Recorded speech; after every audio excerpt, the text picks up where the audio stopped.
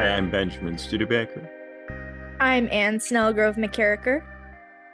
And I'm David McKerracher. You're listening to Why Left and What's Right.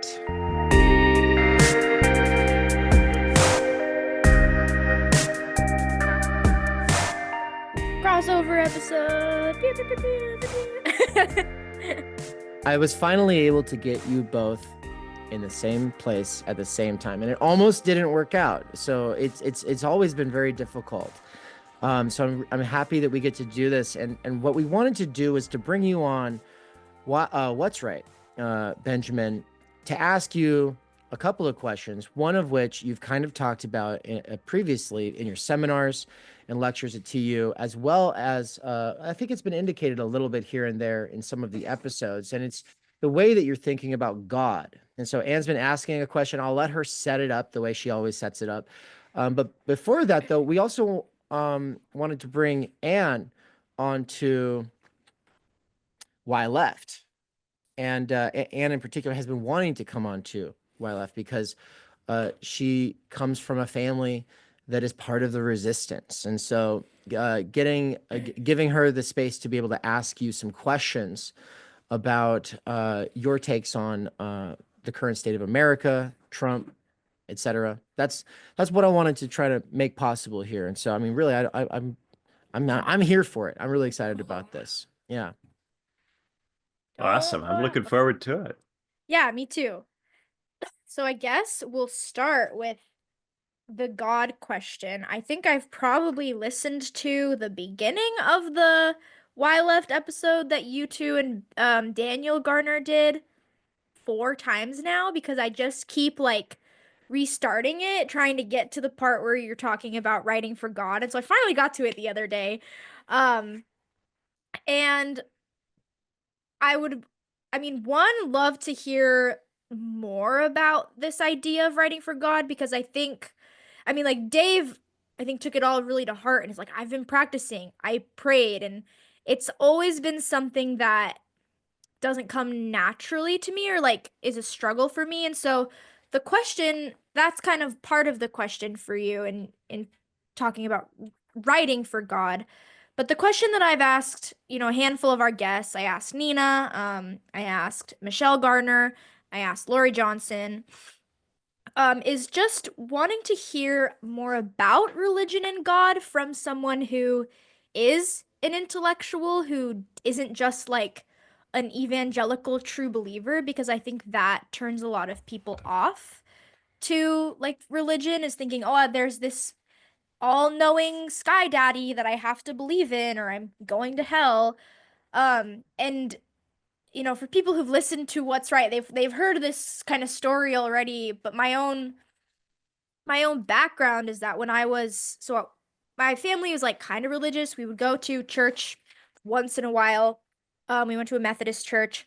And I would always go to like the vacation Bible school in the summer. And then I got really into going to youth group. And there was a time in my life where I wanted so badly to be Christian, to have a relationship with God or Jesus. When I was in middle school, I was part of this group that was like a faction of Young Life, which is a religious organization for, I think, high schoolers and college students, and it was for middle schoolers. And we went to this summer camp that had like water slides, and it was a fun time, but you know, it was also a religious camp, and so we had sermons every day, and we would all pray together, and I wanted so bad to just feel the feeling that everyone else was feeling or to hear what everyone else was hearing. Like I'm a very kind of logistical, literal person.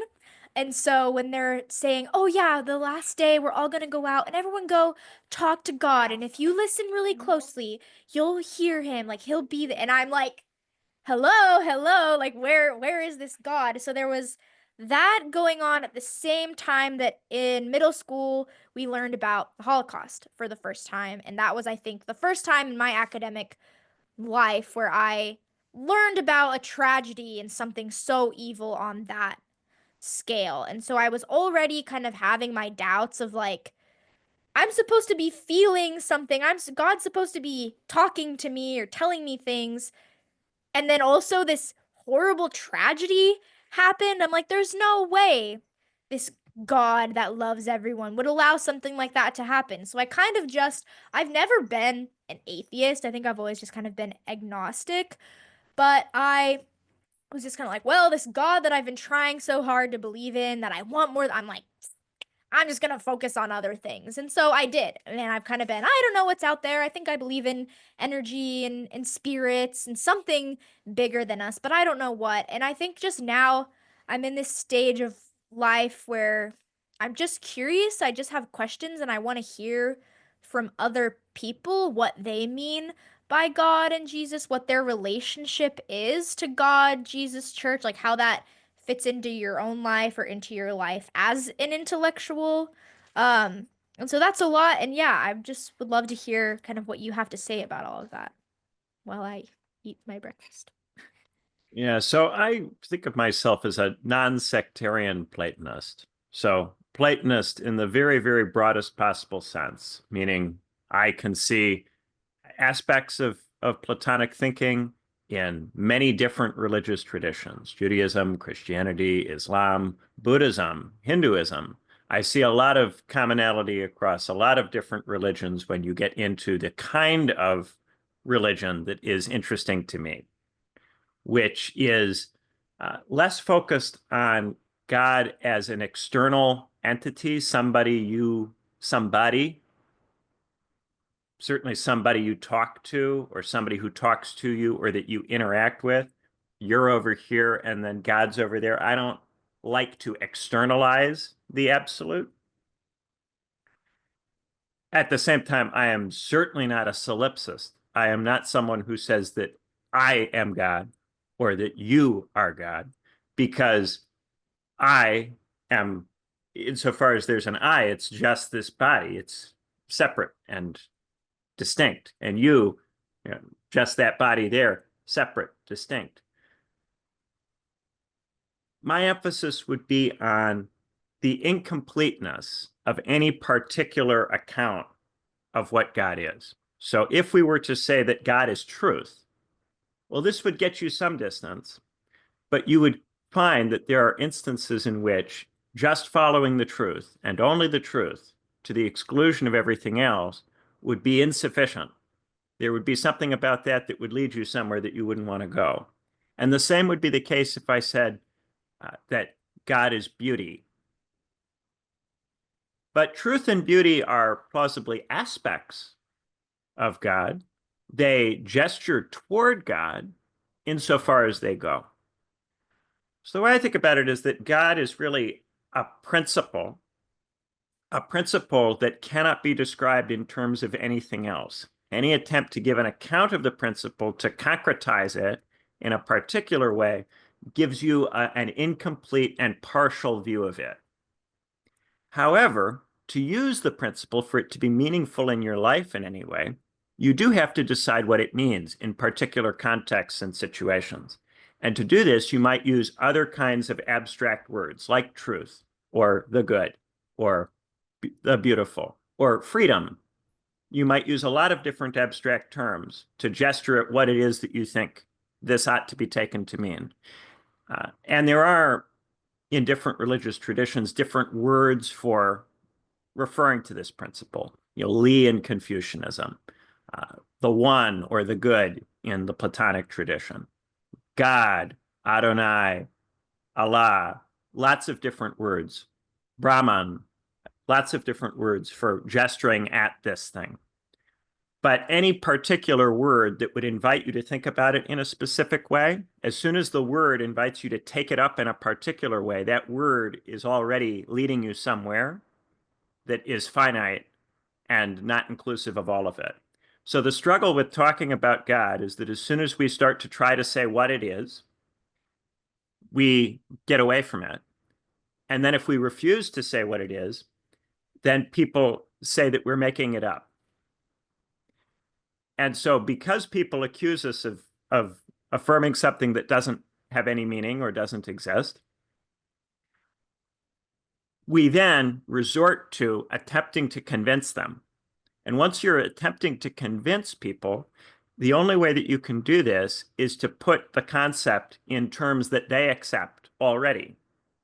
So the only way to do this is to very much limit the concept in such a way that it might seem plausible to them in their specific situation or moment. When you do this, you badly mutilate and damage the concept for the purposes of persuading some other person who isn't going to affirm the concept in itself in any case, but will only affirm it on their own terms. So you cannot persuade someone that there is such a thing as God if they are not open to the possibility of it. What are they open to the possibility of? The most that really can be said is a kind of open abstraction that can mean many different things in many different situations and contexts, is not limited by any particular understanding or any particular religious tradition which takes it up in any particular way. And insofar as the great religions are great, they all recognize this in various ways. Sometimes you will deal with people who have received a kind of dogmatized version of this, a kind of exoteric version of a religious tradition that's for the purpose of trying to help people in a particular class position, in specific relations of production, to carry on in a particular social role. That is a kind of for-use conceptualization of God. It's not what God is. It's a particular application operationally in a social context. And some people are so badly affected by their interactions with operational dogmatized usages of God that they become very hostile to the principle as such. But when that happens, I think they become cut off from an enormous amount of human thinking, human endeavor that's come from people with time energy, people with access to very old kinds of leisure that gave them an ability to contemplate and pray, which is a kind of intentional contemplation that builds up in you a drive or a love to do something, to go off and do something. That's insofar as prayer is effective. The effective prayer is to generate in yourself a motivation that wasn't there before by reflecting on what it is that you're trying to do. A lot of people have become very estranged from the concept, but that's what I would take it to be. And I think it's something that is available to people no matter where they come from in the world, no matter what religious tradition they come from, whatever tradition you have access to, there is a way of taking that tradition up in such a way that you would arrive at this. And it's on that basis that you said that there will be a lot more agreement between the people who are high level in any religious tradition. Across time, there'll be a lot more similarities than differences when they're speaking to each other, as opposed to when they're speaking to their constituencies. Yeah. And historically, the people who are engaged in the esoteric versions of the religions are economically and materially dependent on those who have taken up the exoteric forms. So they have to perpetuate these exoteric dogmatized forms of these religions because these forms are necessary to generate the economic surplus, which provides for the leisure time, which allows for the contemplation that leads to the esoteric understanding. And it's for this reason that the religions have tended to defend certain relations of production, which seem to them to be necessary to generate the esoteric understanding in any part of the population. And for this reason, religions are often framed as cults or conservative, and particularly if you're in a working class situation where the kind of religion that's offered to you is this exoteric thing that is designed to get you to work so that you will generate the surplus so that the yogis and the scholars and the monks can do the esoteric thing, it's very understandable that you would come to resent it. But this resentment is itself a consequence of the particular context in which you are in. It's indicative of the way in which you're alienated from the thing. And the real way of overcoming this would be to overcome the alienation from the thing and take it and have it yourself insofar as you can. Okay.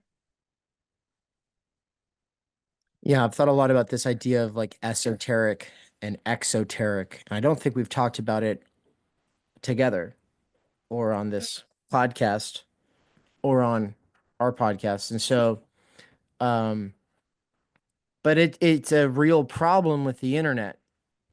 You know, it's I think in a time where the relations of productions or of production were a lot easier to maintain, where you could where there was sort of an ideological containment within certain zones of the relations of production. And I'll use an example, like all the miners in a town, if they go to church, they go to a specific church, whereas all of uh, the people who come from inherited wealth, they have a different church. In that kind of a context, it's a lot easier for them to have an internal conversation that is very high level, and then an internal conversation that's more for the rank and file.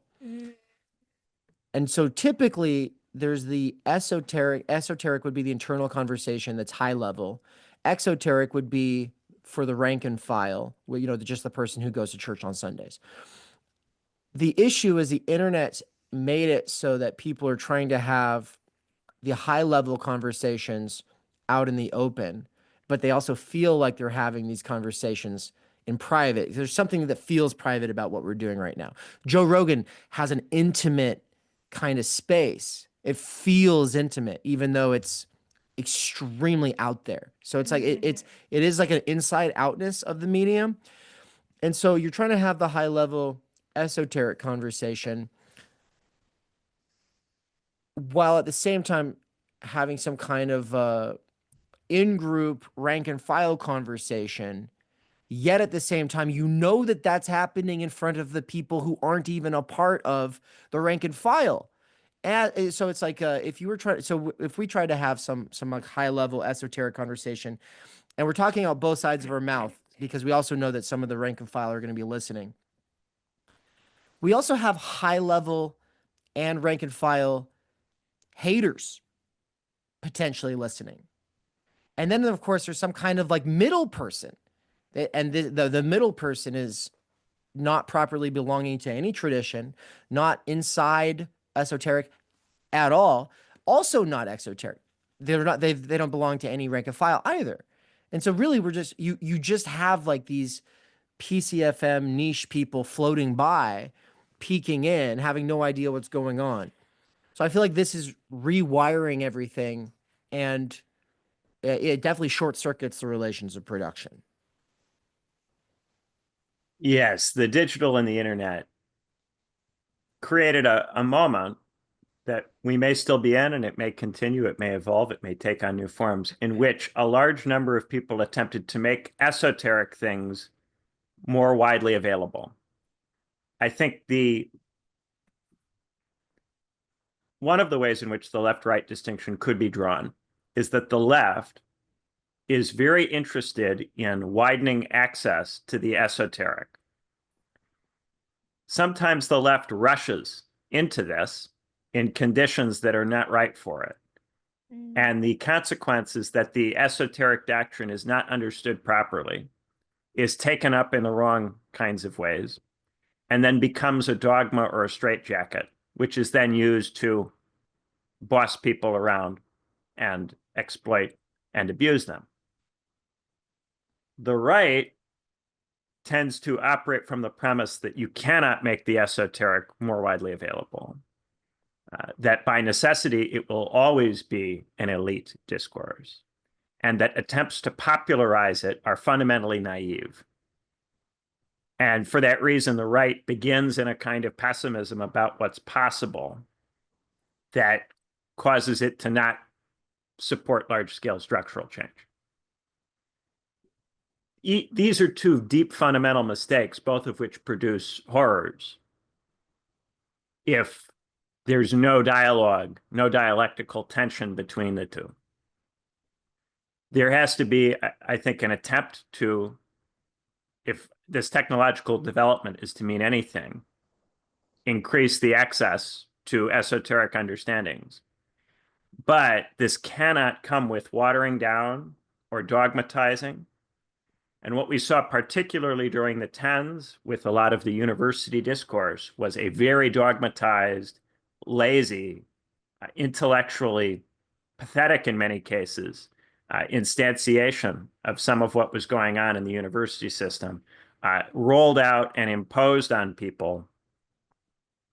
And the right was correct to object to this and say this is not any kind of way of distributing the life of the mind to the public. This is not any kind of way of bringing God to the people. This is just a bunch of cults rolling out exoteric dogmas and doing it in the name of sharing with people, but in actual point of fact, subjecting people to rigid definitions and concepts and using those definitions and concepts to bully them, which is the hallmark of any kind of exoteric dogma. It insists upon particular terms, treats you as right or wrong insofar as you can repeat back the definitions, and then uses the definitions to force a particular mode of thinking that is inflexible, rigid, and is not capable of being in dialogue with the principle. It cuts you off from the principle, makes it impossible even to conceive of the principle, and puts you in a cage of words. Did you just say that that's esoteric or exoteric? Exoteric. Okay, that's what I thought. But Yeah. I thought you might have said eso. So good. Okay, but that's the exo. And Sorry then, about that Northern Cities vowel shift sometimes.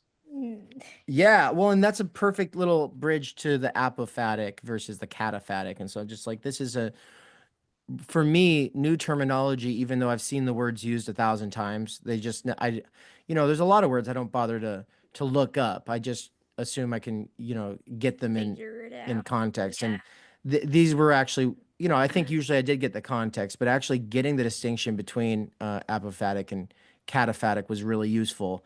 And it's, Can you tell the listeners, not me, I know what that means, but the listeners what that means? I'm kidding. Yeah. What are those terms mean? yeah, and I'll let Yeah. Benjamin go on that. Yeah. Yeah, so the apophatic is to do with what God is not, or not merely. The cataphatic is to do with what God is. Okay. The critical thing to remember is that any cataphatic claim is true insofar as it goes, but is always subject to the apophatic critique. So if I say God is truth, that would be a cataphatic claim. The apophatic claim would be to say, well, God is not merely truth. There's more to God than that. The cataphatic and the apophatic can both be potentially right at the same time. On one level, in your particular situation, you might need to understand God is truth. At another level, with an awareness of all the different situations that are possible, it may be necessary to say that God is not merely truth. There may be cases where you have to deviate from truth in service of principle. Okay. Yeah, and the reason that this was useful for me is because it's not strictly limited to, for instance, how you would talk about God in positive or negative terms. It's also going to be used in all kinds of ways. So we could talk about like what this bull is versus Any what this bull is abstraction. not. Yeah, any abstraction. Right. It applies to Any anything. abstraction can be taken up in this way. So we can talk about, say, freedom is something in particular, but any particular description of freedom would only be valid insofar as it goes, only in a particular context where that conceptualization of freedom makes sense. At other points, you would have to take it back to its abstract form and go, well, it's not merely that. There's more possibility in this abstraction than simply that one definition that you offered at that particular time for that particular operational purpose. So when we go apophatic, we go abstract. We move away from the specific situation we're in toward a more open version of the term. We move toward God. We make the term more like the concept of God. When we go in the cataphatic direction, we conceptualize the term. We have it mean something in particular, and therefore we make it much more time, context, spatially dependent. So we move it away from God and into being. You can only use a term insofar as you bring it into being. It can only be operationalized when it's taken away from that open notion of God. But if you become caught in your pragmatic usages, then you forget the principle from which the term comes, and you lose the ability to return to the principle, come back to the one from which the instantiation emanates. This is being very Platonic. And that ability to come back to the one frees you from dogma and allows you to rethink everything whenever the situation calls for it. Prudence, of course, is the virtue that allows you to discern the context. And it's a very difficult virtue to have. Okay. So I guess another question for you kind of on this topic would be why do you think it's important to have a conception of God? I think especially in like theory or intellectual spaces where there are a lot of logistical people, you tend, or maybe, nihilistic people, you tend to get some people who are atheists, who are open about being atheists, who just like religion, theology, philosophy, sometimes they are totally separated. And so I guess in you talk about writing for God as part of your writing practice, what is that benefit of having this notion of God, whatever that might mean, um, versus just being an atheist and doing the logistical things and I could just read Plato rather than having this idea. Like I'm just curious why is that important? So, for one, I think it helps you get out of pragmatism. A lot of the time when we're writing or we're engaging in creative work, we're thinking about an instrumental purpose that it serves, somebody external to us that it's meant to satisfy. Mm. Because I don't think of God as somebody external that you make deals with or have contracts with. God is not somebody you make a trade with or you bargain with or you have pragmatic dealings with. This allows you to think in a non-pragmatic way about a for its own sake. So to do something for God is to treat it as part of the principle, as participatory in the principle, and therefore it's to see its interconnectedness to everything else. Mm-hmm. So instead of writing for specific people, you might think about the situation that we are all in and its connection to all other situations. You abstract away from the specifics of the argument, who said what, which particular people, what you think of them, judgments about them, and you move toward what is it that would help the totality to be as good as it can be in this moment, given the constraints that the moment imposes. So you can get into more abstract values. What would be good for the family? What would be good for the society, for the state? What way of approaching this question would benefit some larger whole? Maybe something that is going to be around for a very long time, that is not just reducible to our lifespans or to our immediate felt needs. It gets you out of your feelings. It gets you out of you and your own point of view or perspective. That's not to say that it gives you the perspective of the whole universe, of the whole totality, in and through and beyond the universe. But in thinking about that, you take it up further than you otherwise would. You get closer to something that would really point in that direction than you do if you make no effort to do these things.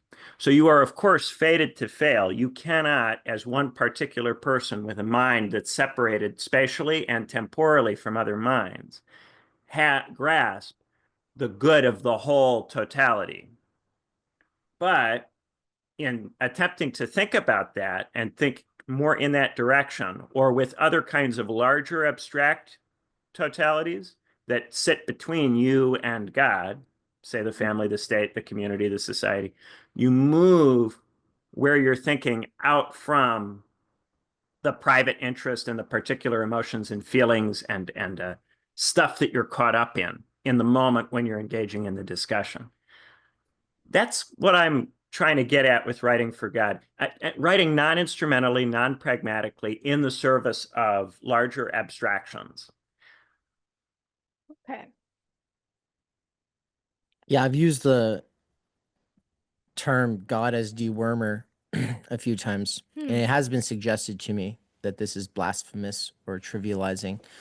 And so with that fully acknowledged as potentially true, because in a sort of sense it instrumentalizes God, but Yeah, also if you do it's that, crass. then the Yeah. reason that you're doing it is the principle. So even if you're instrumental, and we do this all the time with concepts like God, we make them mean specific things to in the service of the principle. So there's a film called Doubt where one of the nuns says at one point, sometimes you have to step away from God, but always in his service. This idea being sometimes you do have to make the concept of God mean something specific that is for a use in your life. Right. But the reason that you're doing that is to accomplish the good. It's in the service of a principle. So when you do that, you are still doing it in the service of the thing. Now, some people don't like the term God, but they use some other abstract word in a very similar kind of way. That word has the same function or purpose for them. It's the open term that they continuously return to. I have seen some people do it with freedom. I think for many people, the good is a good word for this. I've always liked, and for me, the good was my way into it. When I was a kid, I got estranged from the concept of people do, but the concept of the good was one that I could not reject. That concept seemed to me to be extremely important, and it led me back into being able to think in this way. There are, for some people, other words that might perform the same function. Yeah, and the metaphor I've used when I'm saying dewormer though is like insofar as we all share kind of being with animals, the one kind of thing that all animals have is this aversion from pain and attraction towards things that could bring pleasure, and that includes shrimp. So I could talk about shrimp being, but I'm just using worm being because I think it's a little bit more relatable. You grub around and you avoid pain and you pursue pleasure. And the so it's like we all share that with worms, and there's nothing wrong with that. But if your entire life is just pursuing pleasure and avoiding pain, you are debased to the sort of worm being is the metaphor I'm using. And this is not original me. It's just the way I like to put it because this is an idea that's as ancient as ideas can get. But the next order level though that I've been, I always say that it's worms, and then the way out from being a worm is typically to become a reptile, so and I use that. I could say hawks or eagles, to play off of the birds of prey kind of analogy that Nietzsche uses. But I prefer the reptile analogy because we already have a popular meme on the internet of people thinking with their reptile brains. And so, if you use that as a metaphor, then it's like, well, yeah, capitalism, or we could say even more like bureaucratic modes of achievement that require being parasitic. You're taking advantage of other people, and in your pursuit of, prestige, perhaps, but also obviously profit if we're thinking in purely capitalistic terms. Either way, it's your reptile brain, and the reptiles prey off of the worms. And of course that this doesn't have to be like a conscious intention. It's just like it's a system that encourages certain kinds of behaviors. And if that's a system and it encourages those kinds of behaviors, then yeah, being self-aware of that's going to be helpful. But then the question is are there higher order possibilities for the human? And this, you know, idea that the human is neither God nor animal, though potentially has aspects or potentialities of either, um, being a sort of ancient idea that's still with us today. It's like, yeah, I think that should be taken seriously, and we should be asking, well, what are the sort of mechanisms for raising ourselves up beyond worm being or reptile being? And so saying God as dewormer, like I'm just saying, like writing for God can be a way of pulling yourself up out of that sort of neurotic spiral of writing for yourself or of writing Yeah. for others in a way that's meant to game some field. Writing for others in a way that's still writing for yourself. Writing for others in a way that's about status or recognition, which is still something for you. Right. Yeah. The concept of God, ultimately, it gets you to some degree outside of identifying with the self. So it allows you to move into interbeing, to move into the in-between spaces between what would appear at first glance to be a set of individuals that are completely distinct from one another, each of which is agentic, fully responsible. The concept of God allows you to see and to emphasize the interconnectedness. There are other ways of doing that, but if you don't have abstractions, principles that we can all think about that cut across our individuation, the result is that all of our values are simply emanating from particular individuals. They can all be completely different from one another because the individuals can all be completely different from one another. They might therefore be incommensurable or incommunicable. And then how can you have something like a society if you don't have any possibility of communicating about a common, sometimes I talk about a common knowledge object, an abstraction that we are all committed to. We all know that none of us individually can simply possess it outright because we as individuals are too separate and partial and one-sided. But together, through an abstraction like the family, the community, the society, the state, we can come together, the church, we can come together and pursue that abstraction in common, and we can come closer to grasping it than we do individually by ourselves. That relies on us acknowledging that there are abstractions outside of ourselves, larger than us, to which we are collectively, and even beyond collectively, to which we as the cosmos have a kind of responsibility to.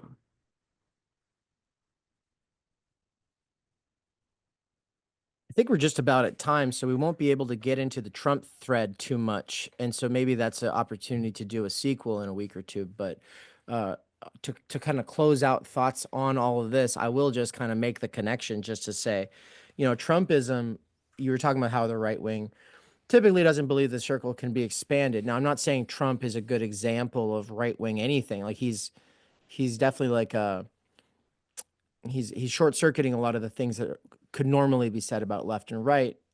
But part of Trumpism as a movement, I think, has embraced the esoteric versus exoteric insofar as trust the plan, don't explain or defend, are like principles, right, for the rank and file. And of course, I'm not saying that my parents even get that memo. Like the sort of populist stuff that they listen to isn't pushing that.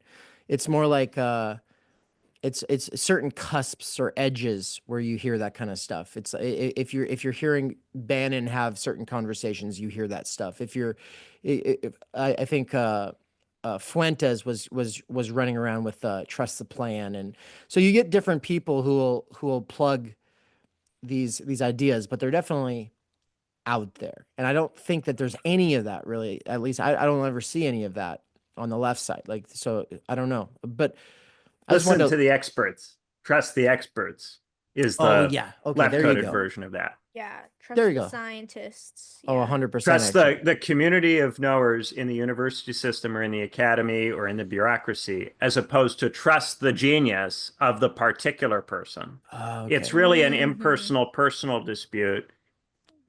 Right now, the Democratic-Republican dispute is really about bureaucrats, impersonal systems, communities of knowers in the neoliberal academy, versus the specific person with his weird qualities.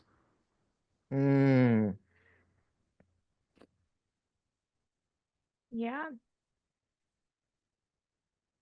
Like Dave said, I think we will have to have just a follow-up crossover in the future. Trump's not going away anytime soon.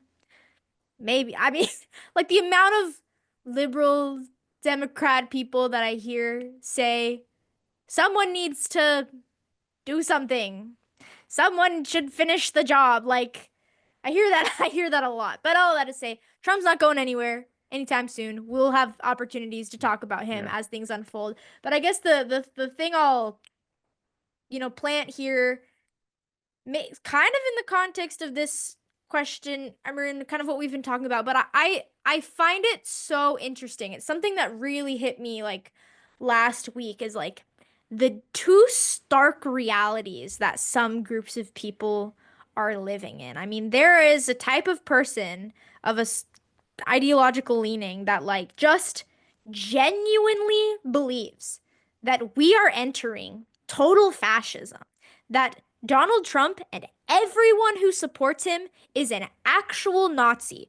We know someone who has cut off his parents because he's like, you are literal Nazis, and I will never talk to you ever again about anything else except for the fact that you support a Nazi and that you're a Nazi. There's people who think my rights are literally being taken away. Like, there's just this like people who are living in this reality where the end of the world as we know it is upon us, and that we are descending into total and utter evil and fascism.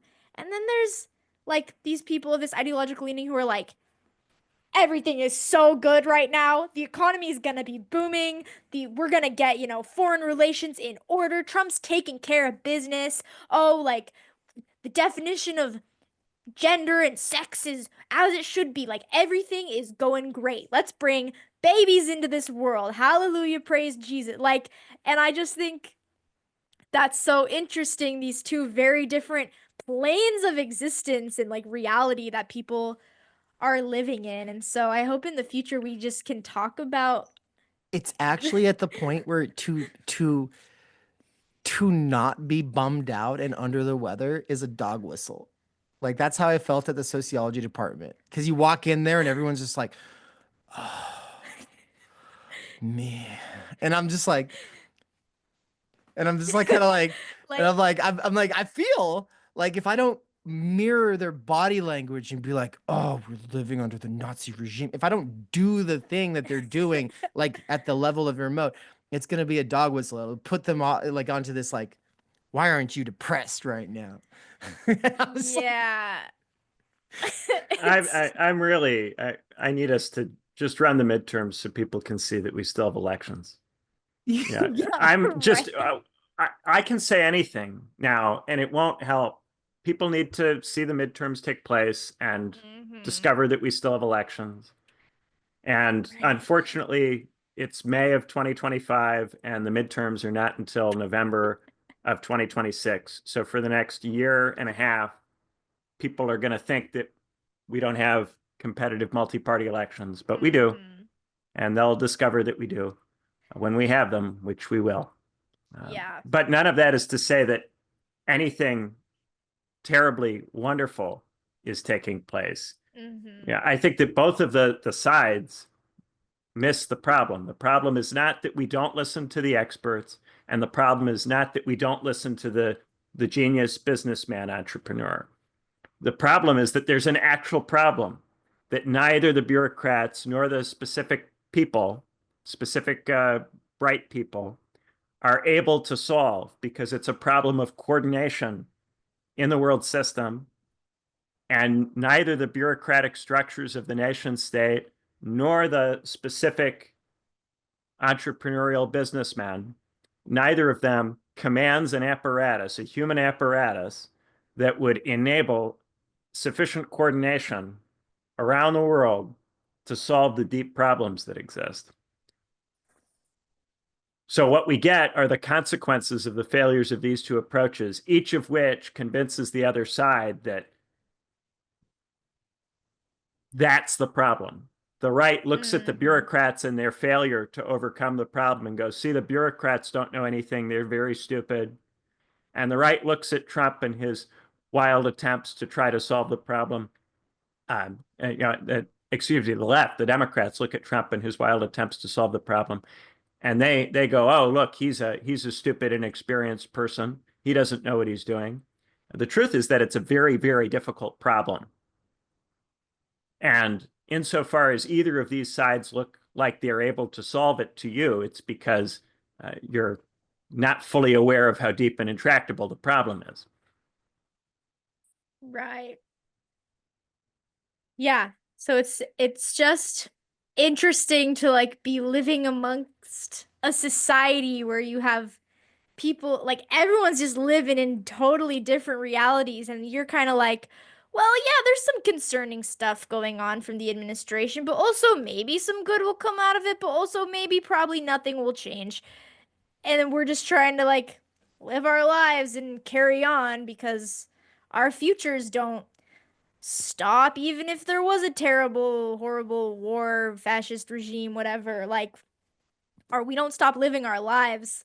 So it's just a peculiar spot to be in right now. And yeah, hopefully we'll get to have a further conversation where I can kind of pick your brain and on almost behalf of like the liberal people in my life, because I think just I have more kind of liberal leaning people in my life and I'm so tired of it. I'm so sick of them.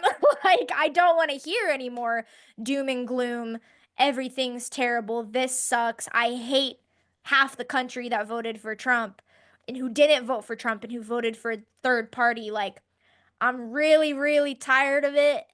And I don't like on a personal level, it's like, yeah, what can we do as individuals to, I don't know, console the people who think we're in the new Nazi regime? Maybe there's nothing we can do, like you were saying, until we can say, look, a midterm election, that's still happening. Look, Trump is not staying for a third term. Like, until then, yeah, what can and should we do? And we can, answer this later. But then also just like, there are things happening that I've got questions about, like the fact that all these national park employees were fired one day randomly and some of this. So it is like, what is going on? What is the larger goal here? And you approach it all from a very like rational, level-headed kind of seeing it all for the strategy that it is. It's not just, oh, because they hate women and the environment and gay people and trans people and immigrants. Like, I'm just, yeah, I'm really over that kind of rhetoric because it's not based in reality. Yeah, to understand why things are happening, you have to understand what motivates the players. I remember after the September 11th attacks, there was a brief period where there was a discussion of why is it that these people would fly planes into buildings? What is it that they are upset about that would motivate them to do that? And then very quickly, in a short span of time, the discussion regressed into they hate our freedom and way of life. And if they hate us, then, well, there's nothing we can do but get rid of them and kill them because they're haters, they're enemies. And this friend-enemy thinking has spread to many different areas of life. And there were many people in the Democratic Party and on the center left and progressive left who opposed that kind of thinking in the 2000s, who now engage in that thinking regularly without any sense of hesitation. And that's not to say that the right has ceased engaging in that kind of thinking. It's to say that the center left has joined the right in that kind of thinking. Yeah, but that will be a good discussion for another day. So I think we're maybe on the closing out section. Yeah, so thank you both for being here and for doing this, and I look forward to doing it again. Yeah, thanks, Benjamin. Thanks, guys. Sweet. Yeah. Nice close. All right, peace, everybody.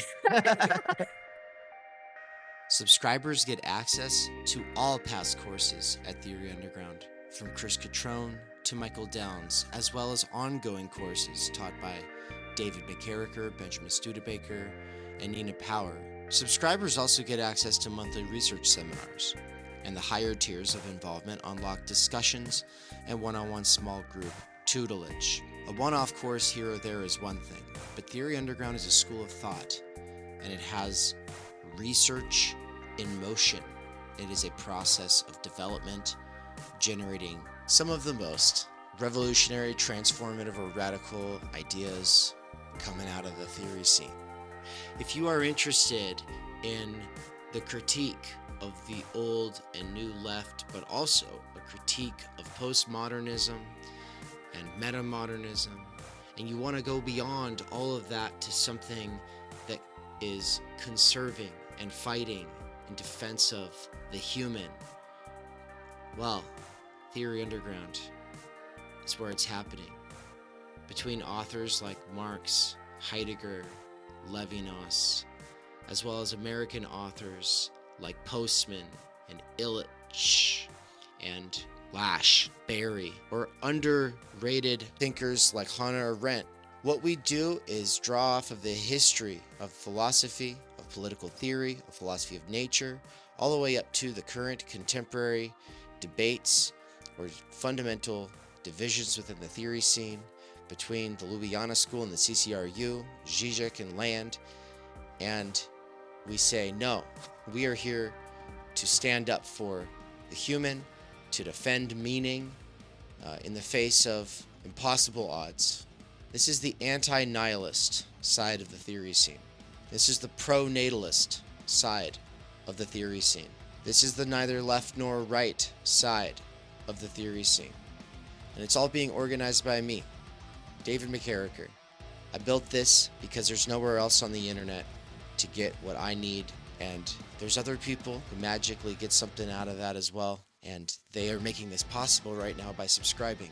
So if you're like me and you're never a huge bookish kind of person, but somewhere along the way you got really into listening to educational materials, if you got really into listening to podcasts and then books at work, if you love going deep into ideas, but you're just not a traditional bookish kind of person, well, this is where the alliance between people like us and people who are more bookish and specialized are able to meet, to work through these things, and do so in defense of the human, in defense of our dignity, in defense of our common humanity and our intellectual integrity. This is not a place where we're going to kick you out because you're pro-life or pro-choice, or where you are an atheist or a agnostic or a Christian. But it is a place where you're expected to love one another regardless of such things, and to show up for people in your actual IRL real life communities regardless of such things. Not to become a little online hater who just uses theory to manipulate other people and confirm your biases. No, Theory Underground is something else.